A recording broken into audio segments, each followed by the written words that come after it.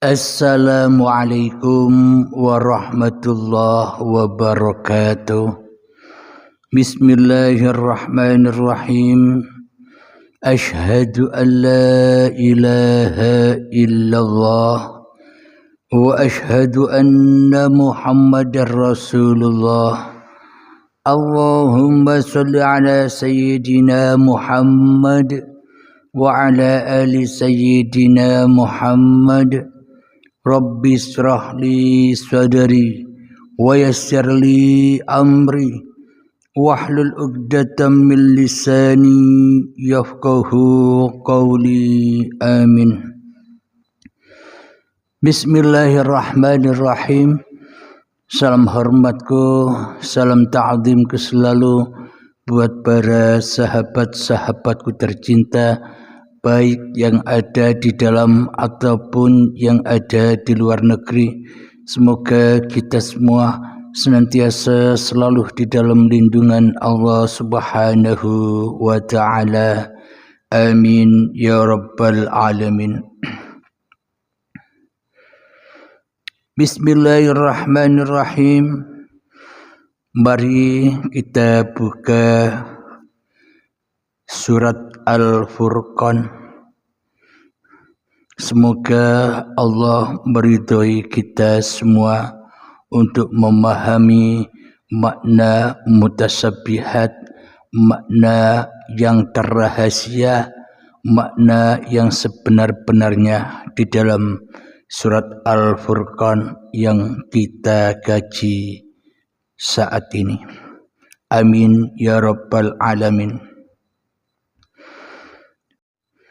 Bismillahirrahmanirrahim. Tabarakalladzi nazzalal furqana ala 'abdihi liyakuna lil 'alamin nadhira. Yang artinya Maha suci Allah yang telah menurunkan Furqan kepada hambanya agar dia menjadi pemberi peringatan kepada seluruh alam.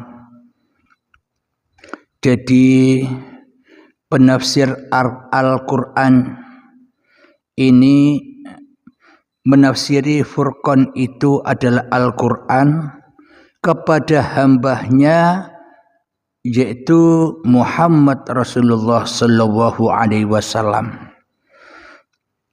Menurut tafsir syariatnya demikian. Akan tetapi menurut tafsir mutasabbihatnya itu adalah Maha suci Allah yang telah menurunkan Furqan. Furqan itu kitab. Jadi maknanya Maha suci Allah yang telah menurunkan Furqan itu adalah Maha suci Allah yang telah menciptakan badan-badan manusia ini. Itulah yang dimaksud Furqan. Badan manusia inilah kitabullah, al-insanu sirri wa ana sirruhu. Jadi badan-badan manusia inilah kitab-kitabnya Allah kepada hambanya di dalam kurung Muhammad menurut penafsiran syariatnya. Akan tetapi menurut hakikat makrifatnya kepada hambanya itu ya kepada badan-badan yang ada di dunia ini, yakni seluruh manusia. Jadi yang dikatakan hamba Allah, ciptaan Allah itu ya seluruh manusia, bukan Nabi Muhammad saja, bukan para nabi saja, bukan para rasul saja. Maka para nabi dan rasul itulah hiasan seluruh bangsa manusia, agar dia menjadi pemberi peringatan kepada seluruh alam, agar manusia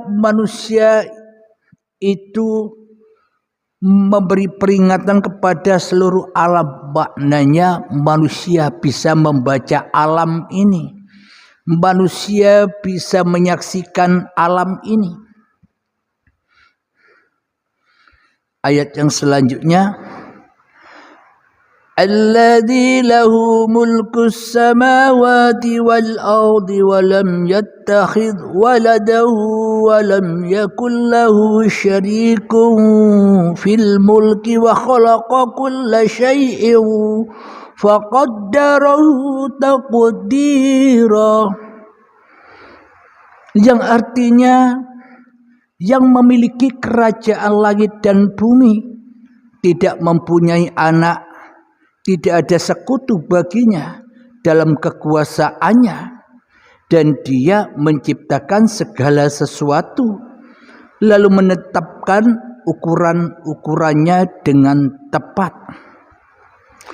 Jadi Allah itu Sang Maha Pencipta menciptakan badan-badan manusia ini dengan qiyamuhu binafsinya.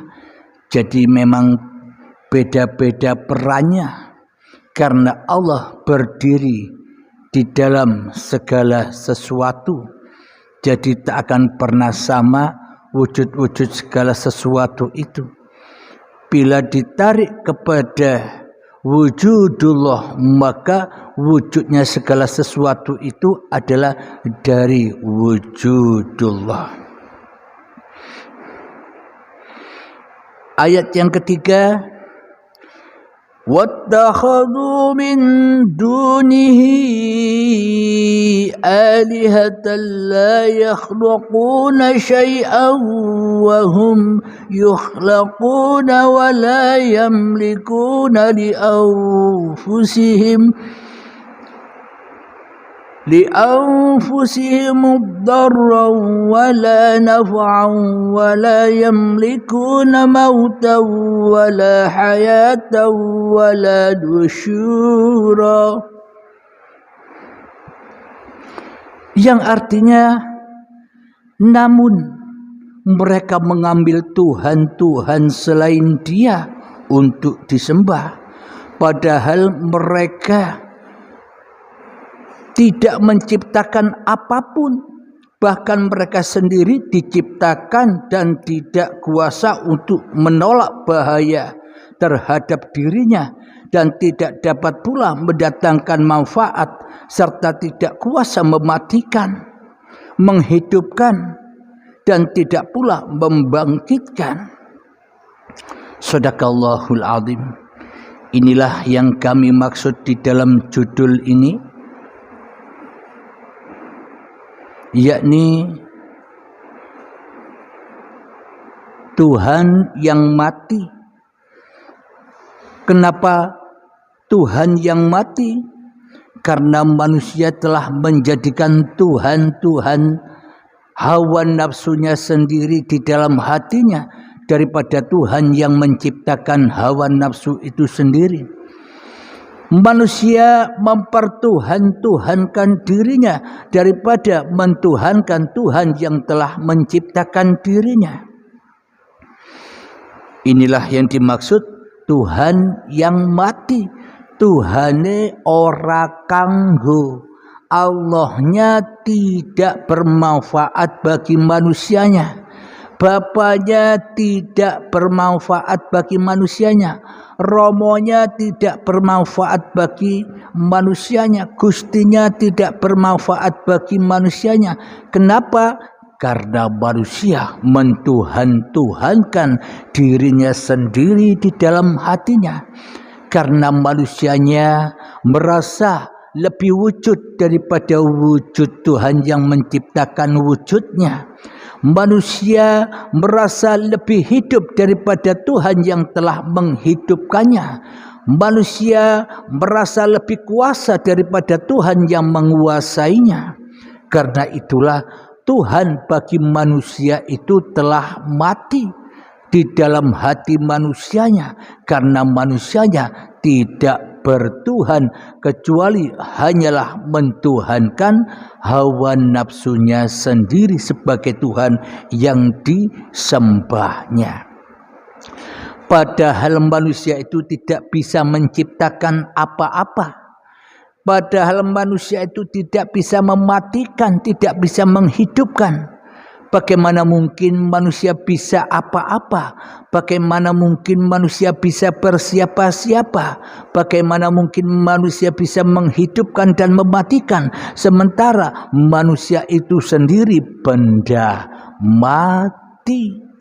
Benda yang bukan apa-apa dan benda yang bukan siapa-siapa bila tanpa uripe Allah. Inilah yang disebut kematian di sisi Allah. Manusia yang mati hatinya, manusia yang keras hatinya melebihi kerasnya batu. Itulah azab yang pedih. Itulah siksa-siksa kubur dan siksa-siksa jahanamnya Allah. Nerakanya Allah sudah berlaku bagi manusia yang mati hatinya. Manusia yang tidak mentuhankan Tuhan yang menciptakan dirinya. Alhamdulillahirabbil alamin.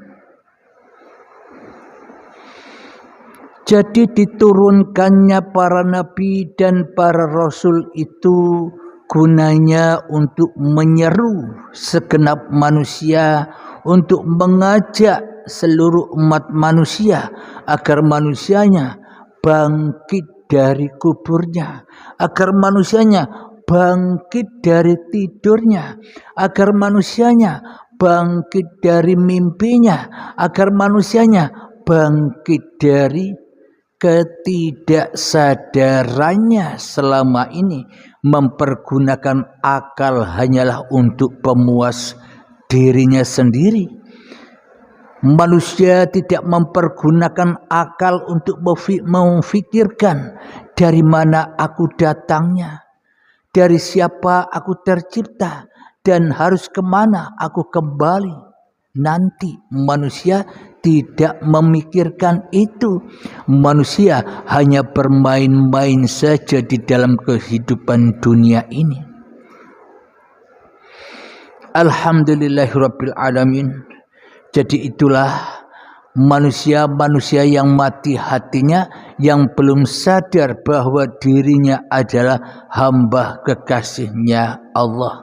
Maka dari itu para nabi dan para rasul menyeru, mengajak, menyadarkan manusianya supaya inna lillahi wa inna ilaihi raji'un, kembali kepada Tuhannya dengan selamat.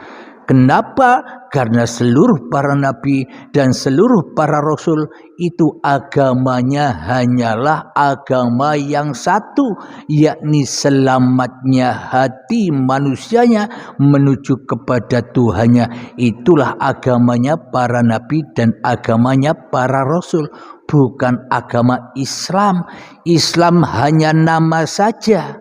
Maknanya agama Islam itu, nama Islam itu kan selamat. Selamat sampai kepada Tuhannya, pertemuan kembali dari asal zat Tuhannya kembali kepada zat Tuhannya, yakni manusia yang sudah kembali rela ridho kembali kepada Tuhannya. Itulah agama di sisi Allah.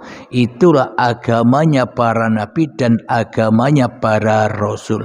Bukan nama-nama agama-agama yang ada di dunia ini. Yang ada di dunia ini hanyalah sebatas nama agama saja, bukan agama yang sesungguhnya. Alhamdulillahirabbil alamin. Semoga saya khususnya dan semoga kita semua senantiasa disadarkan oleh Allah kembali menjadi rasul-rasulnya Allah.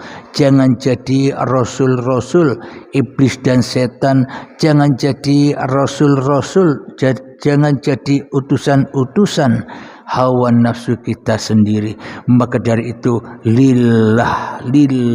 lillahkan semua itu kepada Sang Pencipta diri manusia kita, agar kita kumpul di dalam la ilaha illallah. Alhamdulillahirabbil alamin. Akhir kalam, assalamualaikum warahmatullahi wabarakatuh.